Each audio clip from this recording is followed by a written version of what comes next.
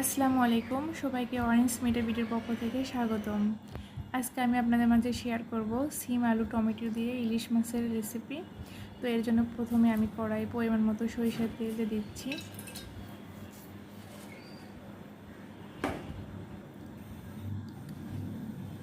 এখন দিয়ে দিচ্ছি পেঁয়াজ কুচি পরিমাণ মতো।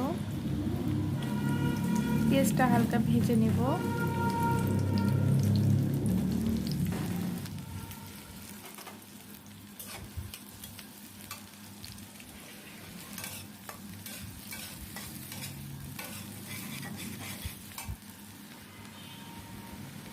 দিয়ে দিচ্ছি 2 টুকরো তেজপাতা।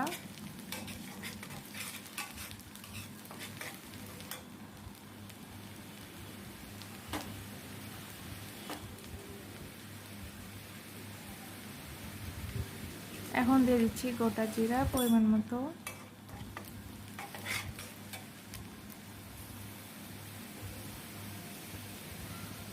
দিয়ে দিচ্ছি মরিচ গুঁড়ো, হলুদ গুঁড়ো, আদা রসুন বাটা, লবণ।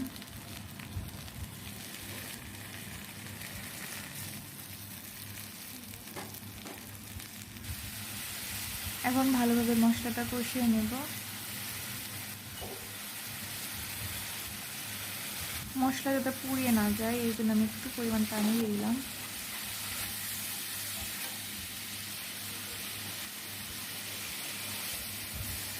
আর একটু পরিমাণ পানি দিয়ে দিলাম মশলা কষিয়ে নেওয়ার জন্য।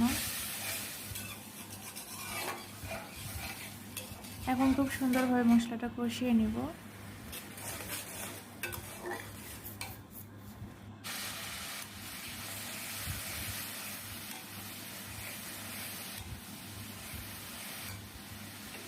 এখন দিয়ে দিব আগে থেকে ধুয়ে রাখা ইলিশ মাছের পিসগুলো।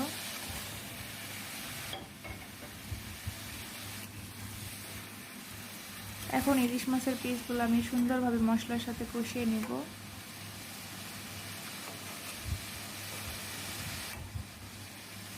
মাছটা এক্ষেত্রে খুব সাবধানে নাড়তে হবে, নাহলে ভেঙে যাওয়ার চান্স আছে।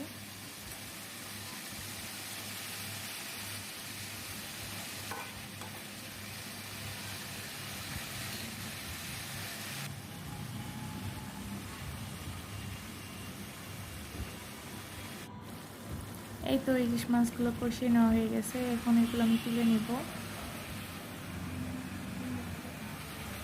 এখন এই মশলার ভেতরে আমি সবজিগুলো দিয়ে দিব।